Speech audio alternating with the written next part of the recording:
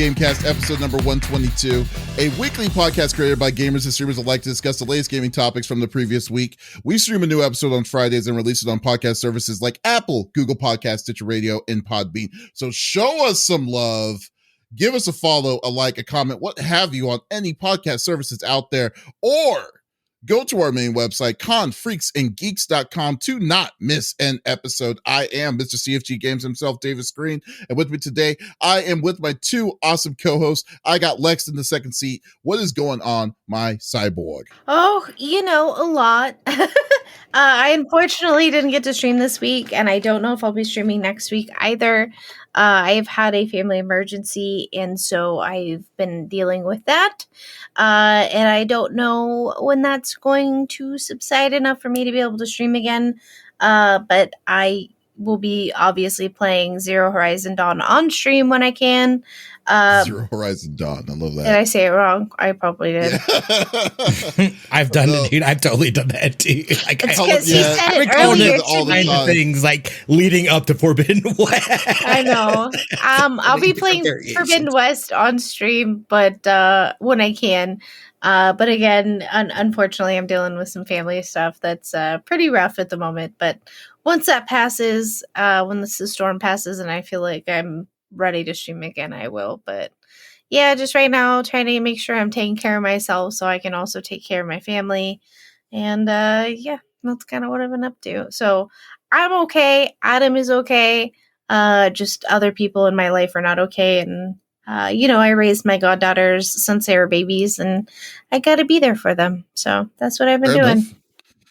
Yeah, fair enough. I would definitely understand. So do what you got to do. I know, like today's been a rough for a hell of a day too. for everybody here today. So I will have to say. So I do not blame that whatsoever. But you're the person who basically was the blueprint of Pandora's box. I do. His name is the 5-star general of the itty bitty Smitty committee. I got Smitty on the third seat. What is going on, my dude? Yeah, it must just be a week of weeks because it has been a crazy week. Nothing too crazy, just work, a ton of work and stuff like that. So haven't had a lot of chances to play. Obviously, Zuzu's been helping me out, running through some final things here with Destiny 2, finishing and grinding things up for that Witch Queen drop come Tuesday. I'll be streaming that in the morning. We'll run through that campaign. I'm going to play till my eyes bleed, so that should be a good time. And then I got a little bit of scumming. I didn't play on stream, but I did hop in there a little bit as well. So we are planning, if anybody does play that game, we're planning I believe I don't know, some sort of motorcycle race or something, or dirt derby or something. They said something specifically. But yeah, other than that though, Sifu, I might have to pick that back up.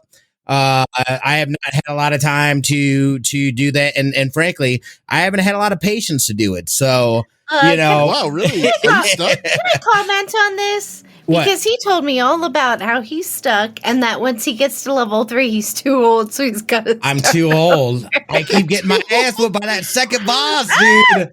The second boss, man. Like, I go into the second level at like 21, 22. I have not been able to get out of it less than 70.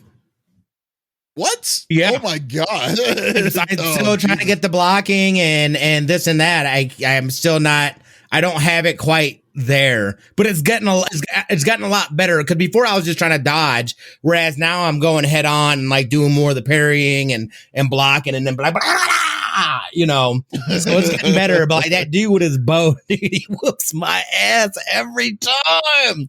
Him and then the people right before him, the woman and the other dude, and there's bows and things like that out there. But like they usually knock a couple off me, so it's taking a little longer than I anticipated, especially after Sweaty McDaverson. And I did call you out on LAN parties about it too. You called me what? Wait, what did you call me? I called you Sweaty McSweaterton. How dare you? 10 hours. He was like, what, dude? I beat it in 10 hours. Like, get out of here. Dude, like 10 hours isn't even a humble brag. Like 10 hours for a 5-level game, it's like, it's hard. It's a hard game. Seafood is There's a learning curve with Sifu. There is. Because because like once you play, like when you play the first game, you're just like, wow, I can't believe I'm beating these people's asses like it's nothing. But then you realize it's like when they amp up the difficulty and then they amp up the people and stuff, it's just like, wow, this is getting kind of crazy. Like, so I think 10 hours is way too long for me. But if I play it again, I think I am going to do it again because I heard that there's a pacifist mode or something. Where you can like let them like give them mercy. Yeah. So I will probably do it again. But you need to at least did you beat the second boss? Yeah. Okay, so why don't you do this? He's just 70 when he does it. Okay, so first off, do you have stuff that's permanently saved? Yes, like that's what I've been building, and that's what I've been building out is like getting different things unlocked that I can then use, and that's helping. That's also helping. Because that was the big thing, and I think it's some of the unlocks that I'm doing too. Like I think some I should focus on more than the others, but I've been trying to get the stupid ass one. I usually unlock the one that like goes away at 25 because after that, then you can't get it anymore.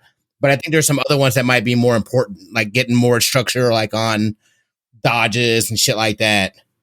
What I would suggest at this point, since you're like too old at when you hit to level 3, is to redo level 1. Don't die at level 1, and then just skip to level 3. That's the thing, though, dude.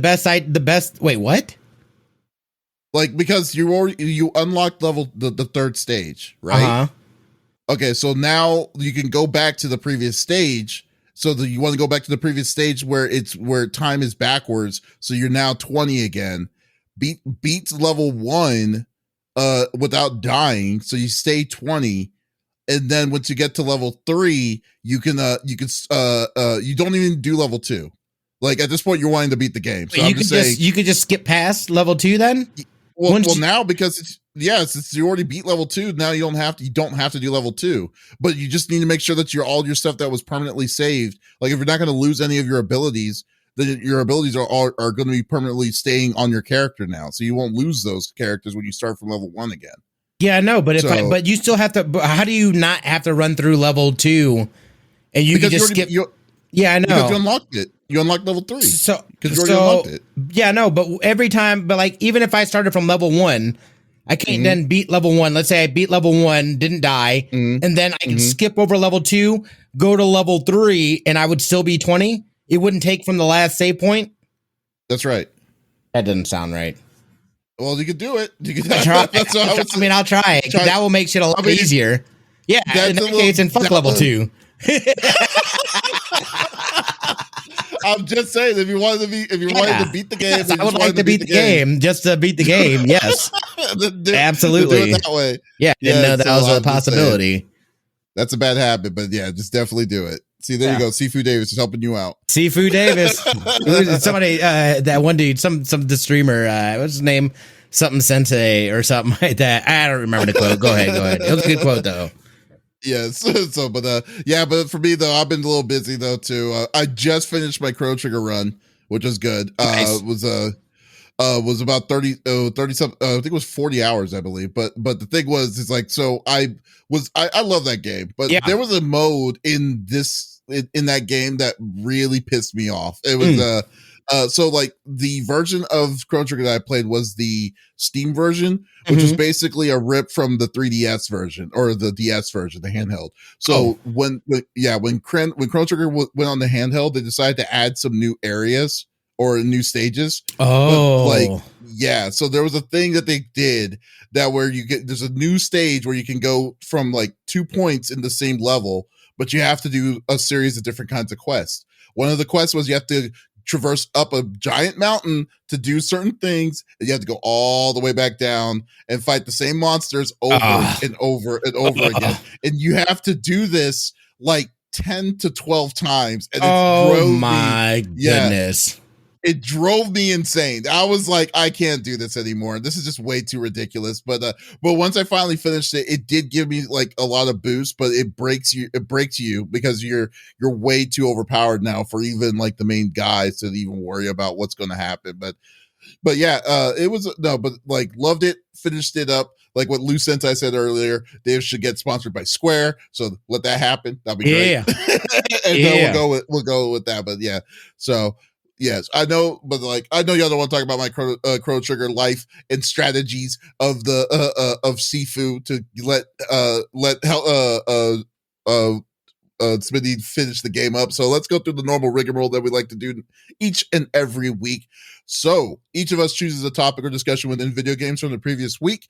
The topic would or could be about a specific game or something that happened in the gaming industry itself. And we don't want to talk about it amongst ourselves. We want you, the viewers on Twitch, to be a part of the conversations as always. So we want you to if you see something that you want to agree or disagree with, by all means, put it inside the chat. We will talk about it. We would love to break it down, and we will go from there. So I will start first because it is Horizon Forbidden West Day, or I like to call it Forbidden Horizon West, just for the hell of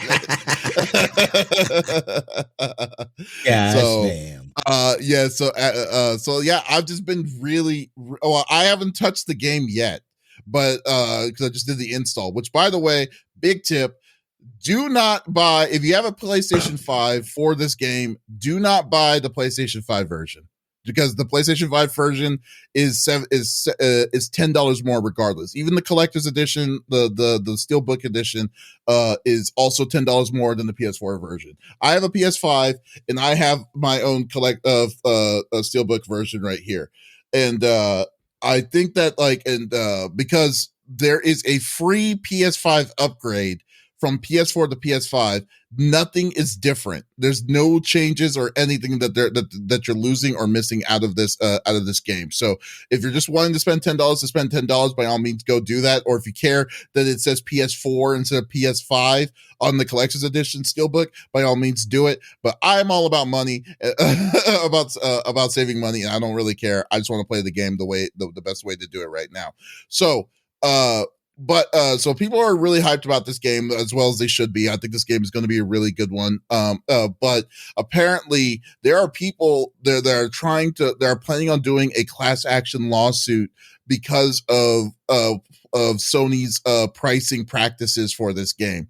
Because as you know, like I just said to you, like I just explained to you earlier, that there is that the PlayStation 5 version of the game is accessible if you buy a PS4 version. So you could get the PS5 version for free if you have the disc version of the game or the digital version of the game.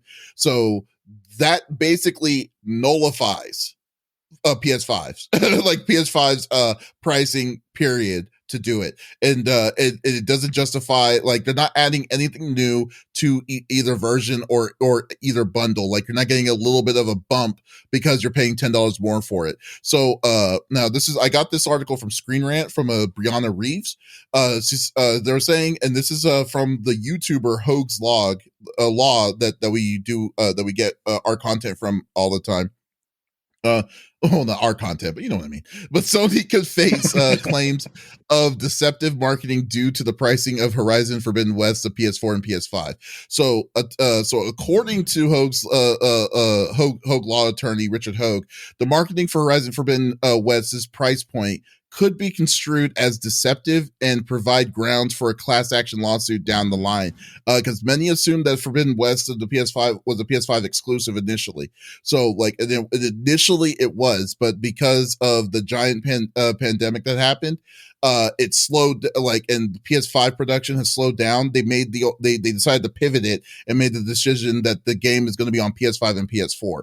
When they did that, they also were staying strict with because Sony was also pushing new PS5 games to be $10 more than what the original predecessor was. So instead of $59.99, they were $69.99.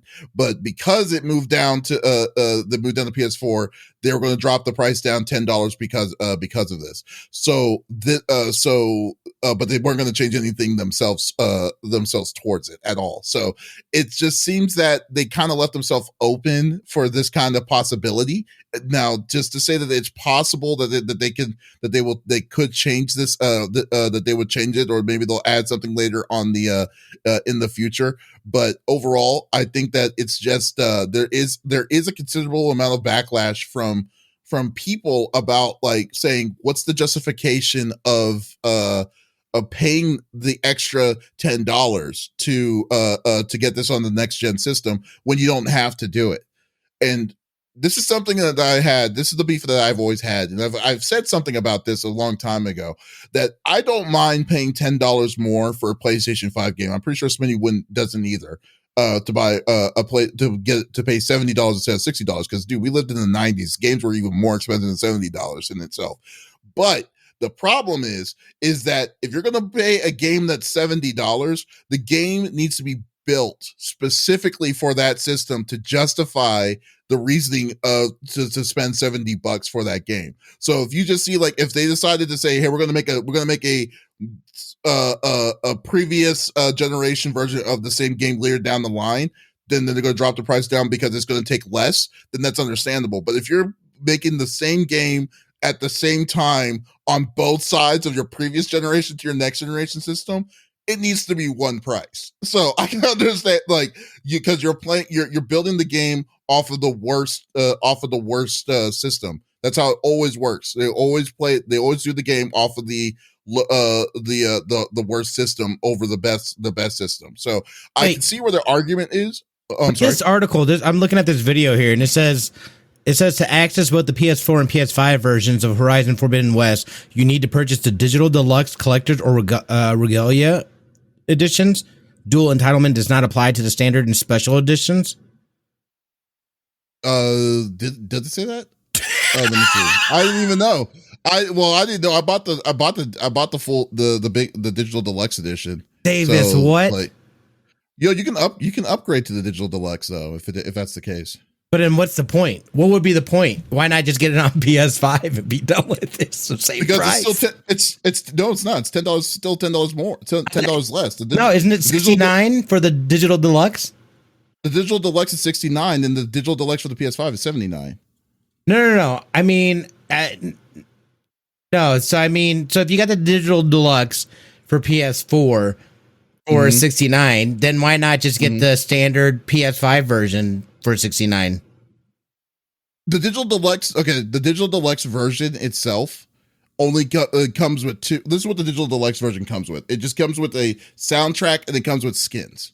That's I don't care about any version of that stuff. That's what I'm saying. Yeah.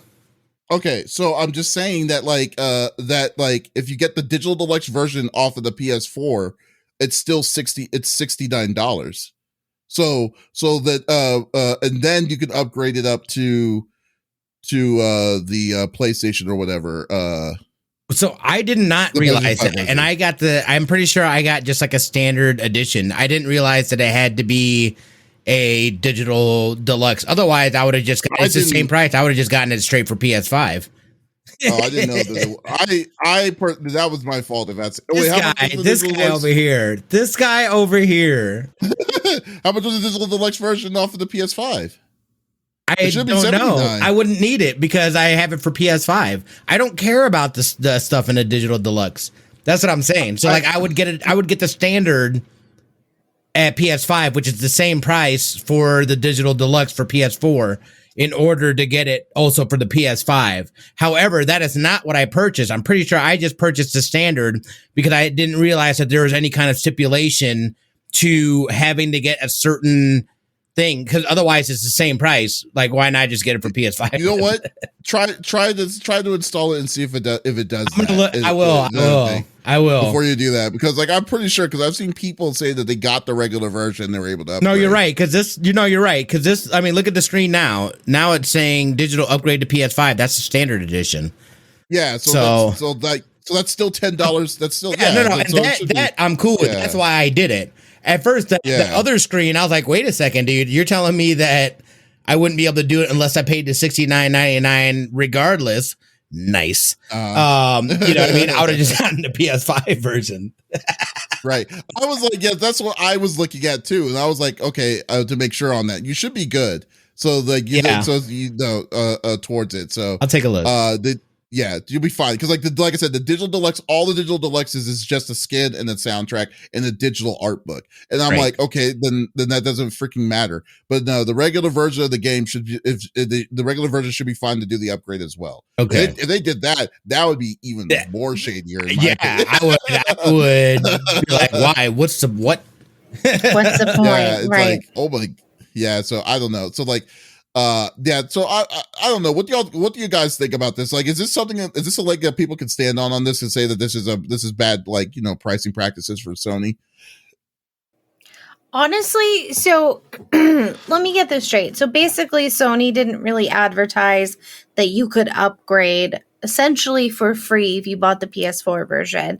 So people immediately bought the PS5 version, which is more expensive, not knowing that they could pay $10 less if they bought PS4 and upgraded. Am I correct on that? Not exactly. Like, okay. they did say that they were going to allow you to do a free upgrade to the PS5 version, but the fact is that the PS5 like this is the last one, right? Is this the last game that is like that? Yeah, this is the last game that they're doing the upgrade. They said that because they realized. Yeah, it doesn't make sense. Exactly. It doesn't make any sense for them to do this. Yeah, like let's say you go to the supermarket, right? And then you see then you have two products. Let's say ketchup, let's say Heinz ketchup. The only difference is that the bottle looks different. Okay. And then one costs $3.49 and then the new bottle costs $3.59. Same content. But they're adding a little bit more for the new bottle. So it's the same size, everything looks the same.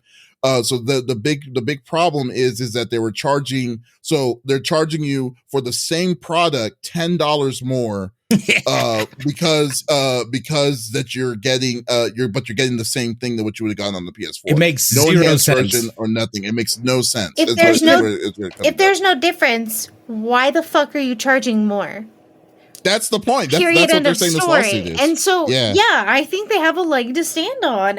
What's the point? What was the point? If there was a difference in, like, the quality of it, maybe they did a different version for PS5, essentially making it look better, yada, yada, yada. Sure, whatever. I'll pay the $10 difference.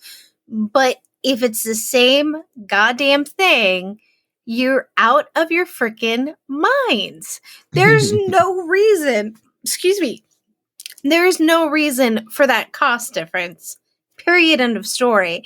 They absolutely have a leg to stand on, and I understand completely why there's a lawsuit. This is ridiculous. Well, there's not a lawsuit yet, but people say that there is a possibility that a lawsuit for a class action could happen because of a class action because of this practice. Yeah, and lawyers are the ones that are speaking up on this, so it's possible that it may not be a person or an individual, but if a lawyer themselves could start, saying we're doing a class action because of what they're doing, right? For this. Well, and absolutely, if somebody does that, they absolutely could have a leg to stand on with that in court because there's no reasoning behind it. Again, unless you have a quality difference from one to the other, sure, but you don't. So what are we doing here? You know what I mean? That makes totally no sense. And here's the thing though. I understand. I feel like I kind of understand their thinking as far as when they had to implement this and whatnot. I think the thought was, hey, we want to at least make it available, and I think it really comes down to the lack of availability of PS5s and how many did not get into actual consumers' hands. They had to be reactive instead of, them having what their plan was laid out. They said, hey, because again, nobody knew what was going to happen with chip shortages, the pandemic, this and that. So I think they went and said, by X amount of time or whatever, we're going to forecast that more PlayStations are going to be in the PlayStation 5s are going to be in the hands of consumers. Obviously, that did not happen. They've had to pivot and they're just like at this point they're just kind of stuck with their hands. They're just like, well, what do we do? Right. This is what we've built out because it makes absolutely no other sense otherwise to do that. It's like, well, then nobody would, why even offer the PS5 version when I could just get the PS4 version and do it? And even within your pricing for the PS5 version, it says PS5 and PS4 version included. It's just like that. Yeah, it doesn't make $10 more for the same thing, you sucker. But here's the thing, though. This could have been easily avoided if they did one thing, and it's simple. It would have been this. It would have been, we should not have charged $79.99 or $69.99 as the base price for PS5. They should have just shut it off. They should have just said, okay, if we're going to release this on the PS4 version, the PS4, we're going to sell it. We're going to sell this thing for $59.99. That's why it feels deceptive, because they could have just done that. And it feels like they're just banking on people not realizing, paying the extra money because they're hyped because they got a PS5 and be like, ooh, but it's a PS5 version. Same thing, dude. Like, what are you saying? That's like paying extra dollars for the name on a brand, which people clearly do. You know what I mean? That's so exactly what it is. Yeah, but it's weird because it's like in front of your face, and just like a face front wise, it's like, okay, here we go, there you go. But I don't know. It's just like, that's where they can be like, look, dude, we weren't trying to hide this. We didn't hide it anywhere. People clearly, if you knew, like, we put this out, we said the things and whatnot. So that's where I don't feel that necessarily people can that they would be able to bring a lawsuit against it, because, you know, again, like, they weren't hiding it. They didn't even talked about it. You know what I mean? So it's like, well, if your dumbass went and bought it anyway, that's not on me. I gave you all the necessary information that you needed to be able to make an informed decision. So, you know what's funny, though? I'll take them extra nuggets.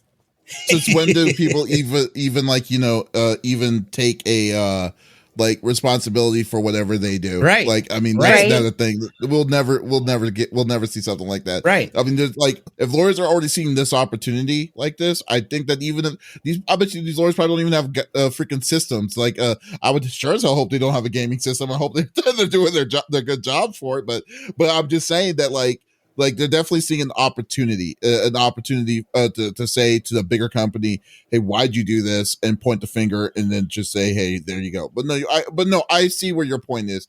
Normally I would agree with you, because, like, technically, like I said, when I told you about this, I was like, I'm going to tell my friends, save $10. Right. I mean, there's no reason, there's no reasons why not to do it.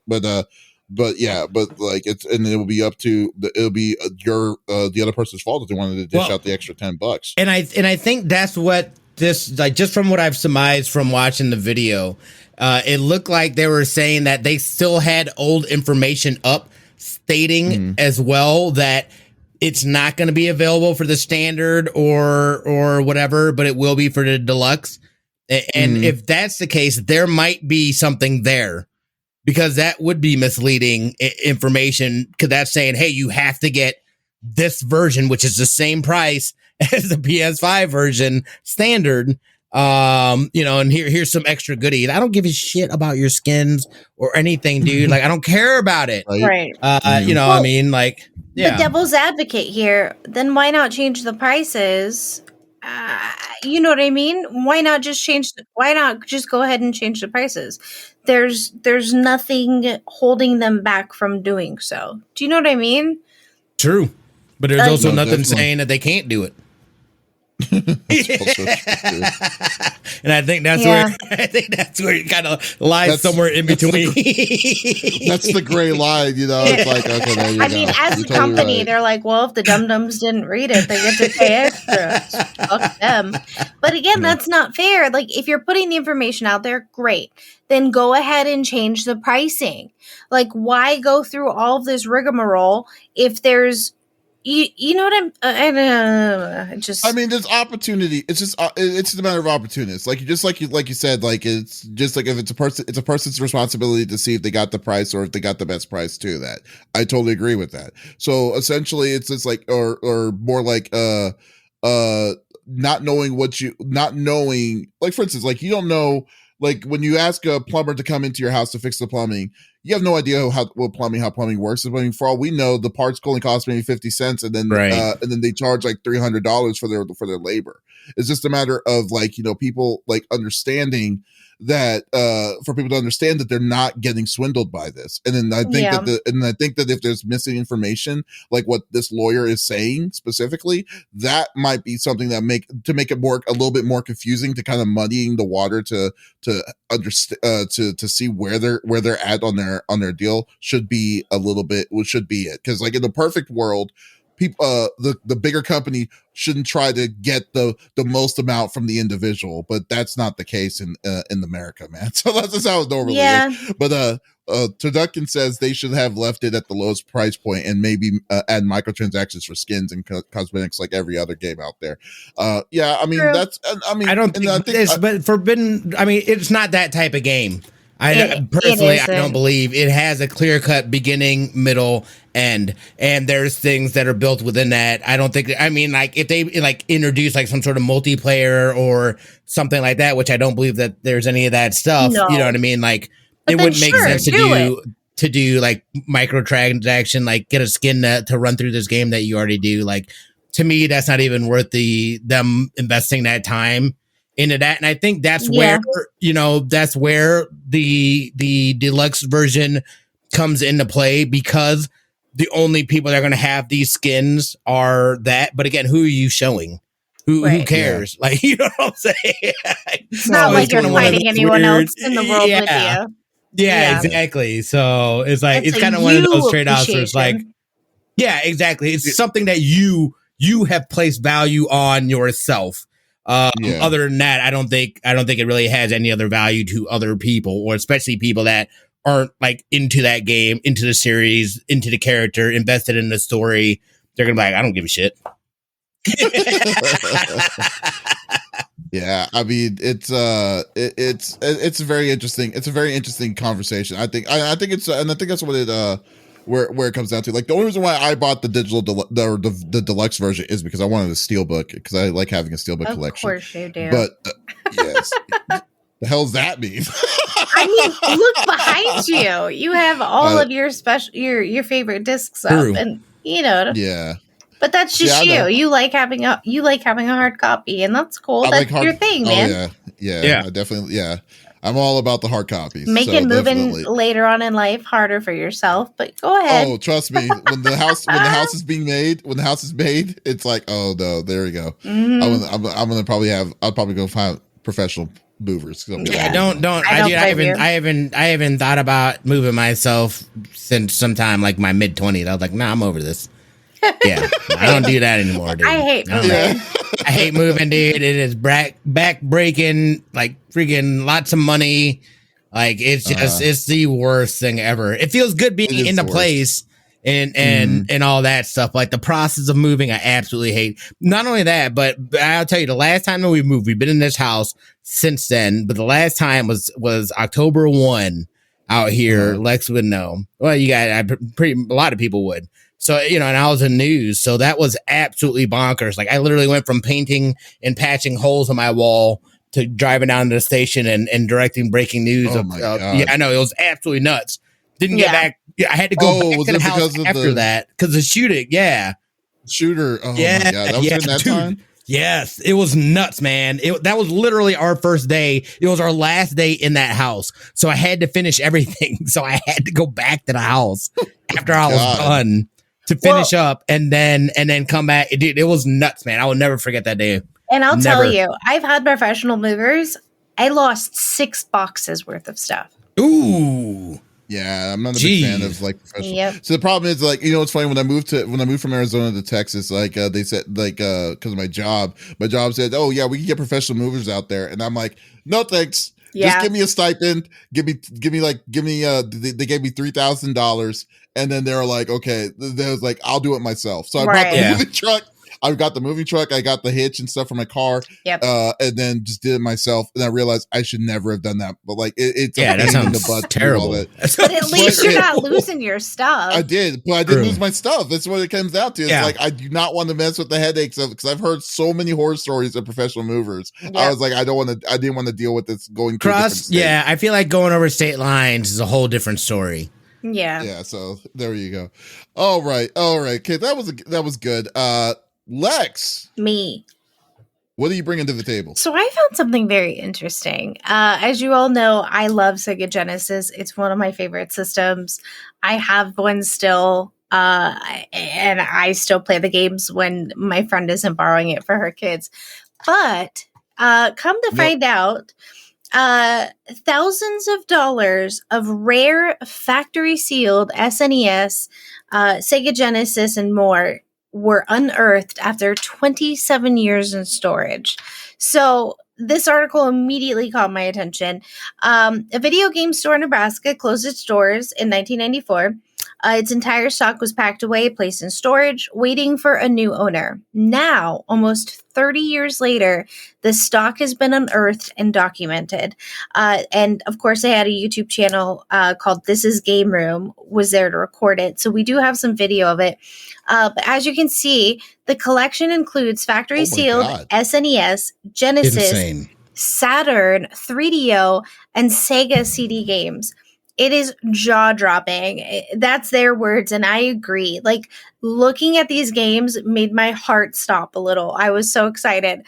Highlights include Castlevania Bloodlines, Brainlord, Breath of Fire 2, Zombie 8, My Neighbors, Sunset Riders, Contra, Teenage Mutant Ninja Turtles, Turtles in Time, Chrono Trigger, Final Fantasy 3, and Secret of Evermore. Now, here is the kicker.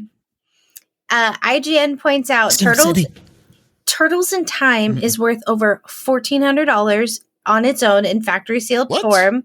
Final Fantasy 3 can fetch up to $1,200. Sunset Riders $750. Breath of Fire is worth upwards of $1,200. And Aladdin, which I do have a copy of, despite being one of the less notable titles here in terms of rarity, can fetch up to $500 if it is in sealed condition. Meanwhile, Chrono Trigger, and I'm reading verbatim because it is worth Chrono it. Trigger is going to be a rare one. Chrono Trigger is worth well over $600 in good used condition. So a factory sealed price is going to be much, much higher. Like, you could probably triple that price. It was an incredible find, and there are holy grails of North American SNES and Genesis collections for the taking. So I'm curious as to what they're going to do with this, if they're just going to sell it off, or if they're going to open a new game store and then, auction them off somehow. But I was so stoked to hear this. I think it is so exciting. I love when we find rare items that us as kids loved as growing up. You know what I mean? So I was curious what you guys thought about it. It's collection. You know who also is a big Sega Genesis fan, Lex? The 5-star general of the Smitty committee. Oh, but no, I'm just kidding. But I am. That's me. But, I am. No. But I'll just say though, this is jaw dropping. I will not. I mean, first off, why the hell would they need to open up a store? They don't need to open up a store for that at this point. Back then they assumed somebody would purchase it and open another game store. So where was this sealed? I don't know if it was in, an actual storage unit or if it was in the actual store. But they are in perfect X-Men game, dude. We played that. Condition. Perfect condition. Yeah, but this is clearly with the storage. That must have been either, unfortunately, the person may have passed away that did the store, and then they auctioned off his their belonging and stuff. No, it's not even that. It was in storage, so it was all placed away in storage, and now that's what I'm saying. After 30 years, they've unearthed all of these games that were put away.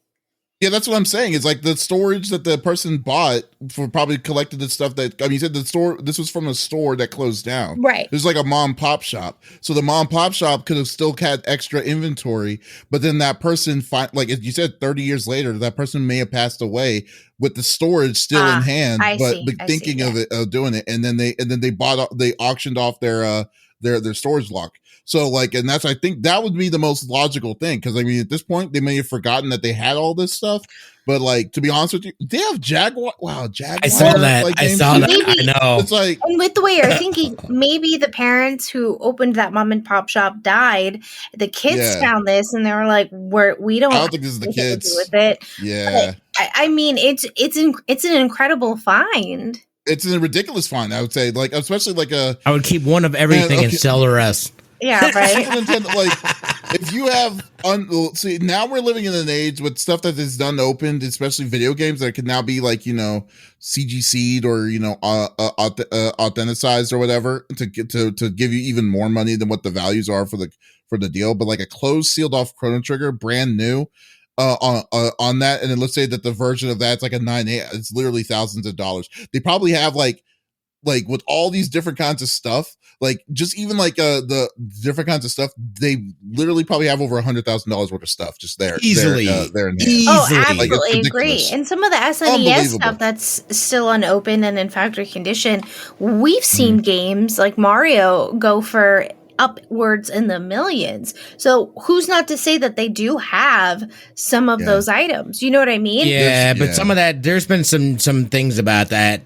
I've learned about those auctions, and like Oh, I'm shady? yeah, like I don't know, the legitimacy of them has been in question for sure. That's not good. I think when people are starting to do those weird encapsulation stuff and in auctions and gaming, I've always kind of never really liked it. But I mean, because like the problem is with encapsulations and with it is that the person's putting their own personal value and their well worth into it. Right. So then on top of it, so let's say if it's a mint copy of this one specific individual, like then they'll be like, oh well, this has been certified on top of the fact that it's a very nice copy, so I'm going to charge 2 times what it normally goes for, right. And stuff like that, so like that kind of stuff always happens, and then there's a market for it now, unfortunately. So like so with all these different kinds of things, I'm gonna have to watch this whole full video. Dude, I had the Blaster Master and stuff. Did you see that? Also, did you see the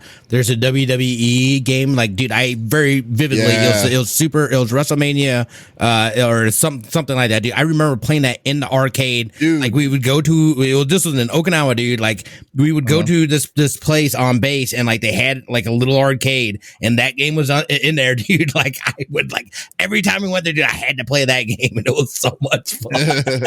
Like this is a gold mine, man. Somebody hit the jackpot. It's a gold mine, man. Like whatever that person put on that in that whatever or how they got it. I'm pretty sure they have to tell you how they got this. I'm sure they do in the video. Yeah, I didn't watch it because I didn't want to spoil it for myself and get upset that I can't get my hands on a few of these copies. But look at that closed copy SquareSoft games like Final Fantasy 3 Perfect Box. Insane. That's freaking insane, dude. That's insane. I can't believe that. It hurts. It hurts to see just like, oh my god, these games are like ridiculous. And what's amazing, you can tell they're not like resealed or anything like that. These are mint fucking condition games. These are multiple, like it's possible they have multiple copies of these games. I want Cool World, goddammit. I know. Oh my god. Insanity, man. I couldn't imagine stumbling upon something like this. I would be like, "Oh my gosh, well, in what have we got here?" The cases that they were stored in. The casing that they were stored in, those bins. We used to work. We used to use them for Circuit City. Rain, flooding, anything like that. Nothing's getting in. So those games are pristine. Chef's kiss. Yeah, insane. Here's the example. Here's the example of what I was talking about. So a copy of Contra Hardcore, like sealed, goes for about $600, right? Oh my god. Okay, so I'm on eBay right now, and I saw a copy of the same game that was sealed, Contra Hardcore copy that was graded as a 9.4, which is an A+. Right. That individual is selling it for $2,500. Is what I'm saying. It's like it's encapsulated, so you can't Splatterhouse. You can't open it up once they're encapsulated unless you break the seals from it. Right. But like who would do that? So that's just what I'm talking about. Like that. Look at how many copies of Mario is missing that this guy has. This is insane, dude. This is insane. Yeah, I'm gonna have to check. Yeah, I'm gonna have to check. I'm so jealous, dude. Like. And in the video, they categorize everything. So I mean, you get to see like how they go through it, and it looks phenomenal. And I'm excited to watch the whole video after pod. We were a little rushed today, so I didn't get to. Dude, that was a multi-tap. That was a Super Nintendo multi-tap. Dude. That's what he was hoping. Man. Yeah. Do they want to buy my Sega Genesis from me so they can play? I know, right? I'm gonna ask my parents, dude. Shit. I gotta ask my parents what they did with our systems, dude. I remember, like, I can think of the closet of where my 64 and my Super Nintendo was, but then they moved out of the house, dude. And I don't know what they did with a lot of stuff. Sir, I got a lot of stuff, but I didn't. I have Adam's SNES downstairs. See, and don't tell him. Fucking works. Ooh, see, man. You know what's funny? Okay, you gotta stop this before I get. I this. know. This is too much. I want all of it. Come on over. This hurts. Come on over. That X-Men game, dude. Like, I vividly remember playing that X-Men game. Like, yeah, X-Men was so freaking great on the Sega Genesis, man. Told you, man. Insane. Fan. Insane. All right, and I'm Smitty. done. Yeah.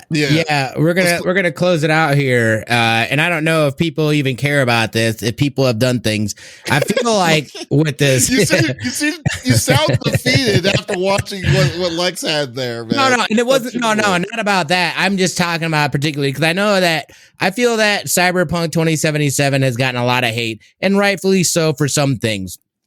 I had a pretty good experience, and I didn't have a lot of the crazy things that other people experienced with the game. So like, I really enjoyed it. I thought it's a great, just adult game to play. So I've had a lot of fun with it. Regardless, they've dropped now Heroes earlier in the week. They dropped the big update 1.5 update. This is essentially their next gen update is what it is. And I just want to go over some of the changes. They've got new weapons, additional. They're gonna be adding in apartments for your character, so you can get different apartments. You don't have to have the same apartment that you have. Hairdressing mirror, rebalance the gameplay, economy, and loot systems. Excuse me. Ray trace, local shadows. That is for PS4, Xbox Series X, not S, not PS4, not Xbox One, and it's already been added on Stadia. I hear Stadia is the best way to play this game, to be honest. What? That's what I've been told. Dude, I know a dude, Ellery, he swears by it. Fido, he swears by this game on Stadia. It's been absolutely incredible. They've done all kinds of visual effect changes. They've added spatial headphone audio, improved crowd reactions. Crowds can now actually react kind of like in GTA. They can pull out weapons, this and that. My understanding though is that this is like PC and PS5 and Xbox. I do not believe that kind of integration was put in for the PS4 version of it. Or the Xbox Series S. I think it is too powerful for those two. However, so the big changes, the big bigs have mainly been for the Series X and PlayStation 5. Obviously they're gonna add in that haptic feedback. And remember before the PS5 came out, like I was that guy and I was like, oh, haptic feedback. Like, for real, dude. Like, if you have not felt that haptic feedback, it's for real. It is legit. The haptics. I haven't, and I'm over at your house. I'm gonna make you play. I'm gonna make you next time you're over. Remind me, and we'll hop you on there because it really is, and you really do got to feel it. But yeah, so that's good. Like, they've made huge changes. Obviously, there's I think there's some customization changes. That the skill tree, they've now gone through and changed up the skill tree. There's been a ray tracing mode. Like I said, apartments that you can buy as V. New poses, the combat AI, that's going to be a lot of fun. That's really what's got me interested in going back. Oh, your camera looks crazy. But I saw that. But I know that they've done some things to the vehicle traffic. This is a huge update. So for me, I guess the big thing is, number one, is it too late for people? Do you think this is a enough for people to want to, either those that already have the game, to pick it back up, install? Because it was like a 50-60 gig update as well, so it was huge. And is this going to be worth people that haven't played it yet to pick it up. And I totally think it is worth, because right now there's also a sale. I think it's only like $25 on PlayStation and like $30 on PC or something like that. Yeah. So here's the thing. Like, I would be willing, because like I never picked up a Cyberpunk at all. Like, and I already told you the only time I would do it is would be on PC or on PC, because like I've been waiting patiently for a new graphics card. That's why I haven't played it. Right. But for like when people are saying Stadia's, okay, I was looking it up when you were saying Stadia was the best way to play it. I was like looking it up and I was like saying Stadia Changelog Chorus is the latest free demo Stadia Cyberpunk. They're saying it runs incredibly well on Stadia. I'm like, what? That's the one good thing I've ever heard of Stadia in the past 4 years, 3-4 years, right? For it. So I'm actually interested. I am legitimately interested in wanting to see it, but I don't know if I'd want to. Stadia's going to charge. I'm trying to go on Stadia's website real quick. Yeah. Oh, you know they're going to charge you, dog. If we're going to charge full price, no, they shouldn't. They shouldn't. There's like a, because again, that game is struggling too. There should be a sale even on Stadia, I would imagine. Yeah. I hope so. Yeah. Yeah, because like I'm just like look, they've given me. You have the Stadia system, don't you, Davis? I mean, it's a Chromecast. That's what Stadia is. But I used to have Pro. Duh. I mean, it's not really a system. It's just I don't like. I hate using it because for some reason I'm having issues with the audio from it. Oh, but weird. I can't hear anything. I don't have those issues with Luna, by the way. Just gonna throw that out there. Got him. I'm excited for this update. Like I think I did download it or whatever. I haven't gotten in yet, but I'm excited to jump back into the city. On PC? I have it on PC. I have it on PC. So I did not experience like crazy. Like the only thing I really experienced was like maybe some people kind of doing glitchy shit, and like one of the missions that I couldn't, like, it said I went to where it said I needed to be, but like I couldn't do anything. And some driving issues. There were some driving issues as well. Other than that, though, it worked flawlessly for me, and I really enjoyed it.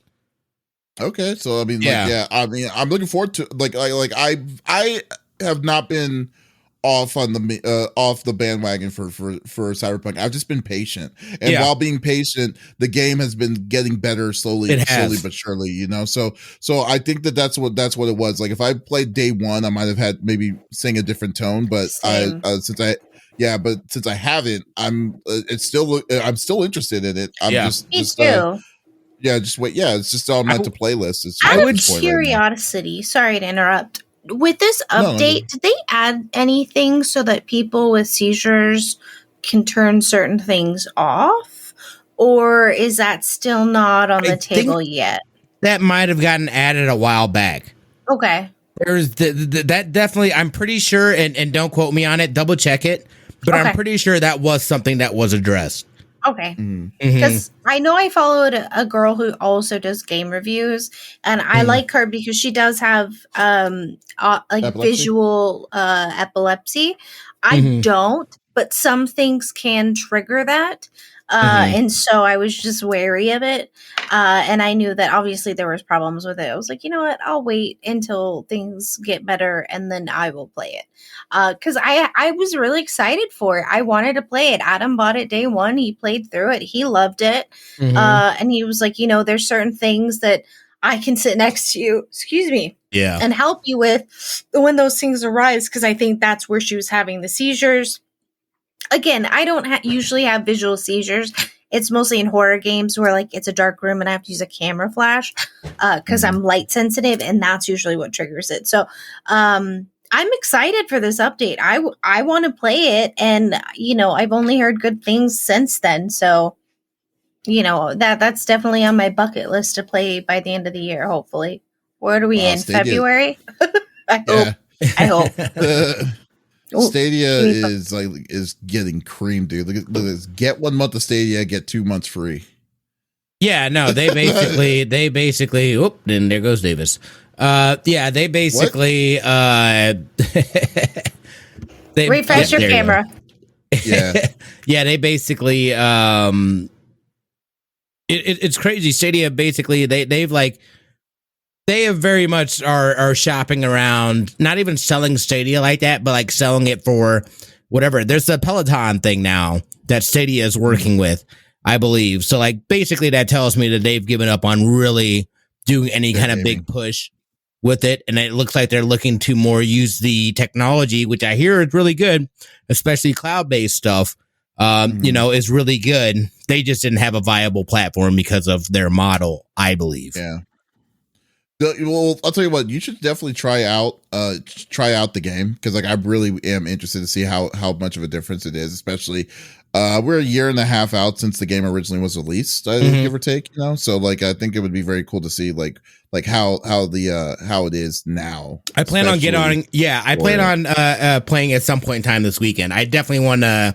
I'm highly interested in this, especially from the last experience. I haven't played it here in months now, since I had beaten the game a couple times and running through things, and I'd gone and done some other things. There's still plenty of stuff that I had to do anyway within that city. I just had to move on to other stuff, but I love this game. I already loved the game, dude. So like, to me, this is huge. I'm really excited to see the improvements that they've made. You know, I'm all about a rising from the ashes type of story. You guys know about, you know, No Man's Sky, and like that forever will be my example of like a company like for real over promising, under delivering, completely turning it around and being like, plow, we were able to achieve what we said we were able to achieve, and then go beyond that. Dude, Nomansky is just a white whale, dude. It's really a white whale. What do you mean? Yeah, no, and it is. Name me. I'm not saying. No, you're right. You're right. It's not in a negative way, but really, that's what makes Nomansky special. It's like it's exactly right. I'm just saying that it is unheard of. Exactly. I feel like I never really see like literally, dude. We went from our New York to Vegas road trip. I took my PlayStation with me because I had it pre-ordered. It dropped on that, and I went in a freaking hotel room off of a hotel thing. I got in with my buddy Disturbed, and it was the loneliest experience that I ever had. Being able to be in this beautiful, amazing thing, I was like, "This isn't fun at all." And kudos to Hello Games on doing what they did to do that crazy pivot. But to be honest with you, the closest game that was to that would be Fortnite. To be honest with you. Like, if you want to be talking about that, like, you think about it. Fortnite was DOA when it first came out until they decided to until they brought Battle Royale into the scene of it. No. You got it mistaken, my friend. They were no way. There were so many people who were doing the actual thing.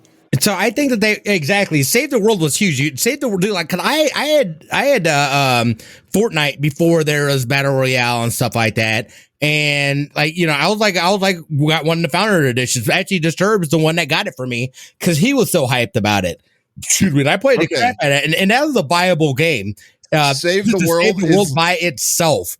If they would have supported that, they just went what was making all the money, which was the Battle Royale. But they brought that in because, like, again, dude, that's why I was salty about Epic Games, because they have, oh my gosh, what's the MOBA? I forget it every time that they had.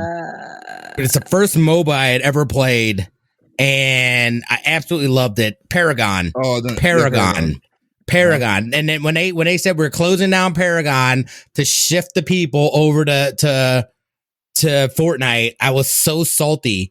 Obviously, it made sense business wise because they actually messed up once it actually came out. Here's a straight fact of Fortnite. Fortnite came out in 2017. Fortnite sold only over 500,000 in pre-orders. Pre-orders would just Save the World. In the first quarter of Fortnite, they only sold an additional 385,000 units. So not really a million of what they're projecting. They were projecting 2 million units, and then their concurrent players that are playing online was at a 17%. That's not bad, but it's not good, is what I'm saying. Yeah, no, I'm not saying no. The battle royale completely exploded it. Yeah. All I'm saying is that the closest to that pivot, I'm not saying it was a pivot. The closest to the pivot of Hello Games is that. And that's not even and that one is successful. That one was relatively successful. But see, I feel like those are two different situations. No other way. Yeah, but I mean, it was because like one is this is because like I don't know that I think they already had planned on having a battle royale for that game. You know what I'm saying? They did not. They originally when battle royale come out. Battle Royale came out when PUBG. This is what PUBG's. No, I want years. You said that Save the World came out in what? 2017 was the when Save the World came out, and then the Battle Royale came out in 2018. The first year was 2018. But so you're telling me they did not already have that plan? Battle Royale, because PUBG was already out. Yeah, they didn't have it planned. What they did see is that when PUBG came out, they decided that they were like, oh well, we can make a mode in Fortnite that's like the PUBG one, but we're just gonna do it in honor of PUBG. But they didn't say that they were copying, because they still kept the mechanics of building and all that stuff inside of it. So then when they pivoted to that, they realized the online multiplayer was like exploded when they did that, and then that's when they slowly did the microtransactions. When they had the microtransactions, they realized they made almost $1 billion in the year 2018 from that, and I'm just like, that's the level of pivot I'm talking about. They were not planning on doing multiplayer like that originally. Not for that game. But I still feel like it's a different story though, because Hello Games promised the world, they super duper under delivered. And then they've got it basically to what they did was the promises that they made, they have now incorporated the game. So the game basically released like 2 or 3 years before it should have actually released. It was still in development. At least go early access or something. Don't say this is a real game. Yeah, it was the real game, but it wasn't the game that you said it was. You know what I mean? I'm just surprised that people waited the way they waited for it. It's because it did take them a while for it. And then, like, I mean, I think it's still, at least for me personally, I still have, it's not that I have a sour taste in my mouth. It's just that there's been so much stuff that has come out that I'm just like, I have to, there's all this other stuff. When am I going to have time to be a space cowboy? You know what I mean? Like, and do things and stuff. I would like to still beat that game, like the storyline of that game, but I loved it. I loved the whole idea of just something procedurally generated, especially a universe with all these stuff. It was just lonely. It was just so lonely. You know what I mean? It's like, you can't have this big expansive, world or universe and you can't interact with anybody else other than a beacon that says, this is Smitty's beacon. Like that is my online interaction with people. Like, what is this shit? The beacon one. There you go. Yeah. Oh my God. Guys, thank you for listening to episode number 122 of the CFG GameCast. Thank you for being a part of the conversation. Wow, we ran up pretty late. It's 11 o'clock my time, but that's all good. But guys, we will be back again next week with some more awesome conversations as always. If you didn't listen to this live this week, that is perfectly fine. We will we release the episode on podcast services at the beginning of each week. So definitely check us out on Apple, Google Podcasts, Stitcher Radio, whatever out there. We are there. So there's no reason to not listen to our sexy voices. Oh yeah. Yeah. So guys, thank you so much. And we will be back again with some awesome content. So once again, this is Davis, Lex, and Smitty signing off. Y'all take it easy. Bye.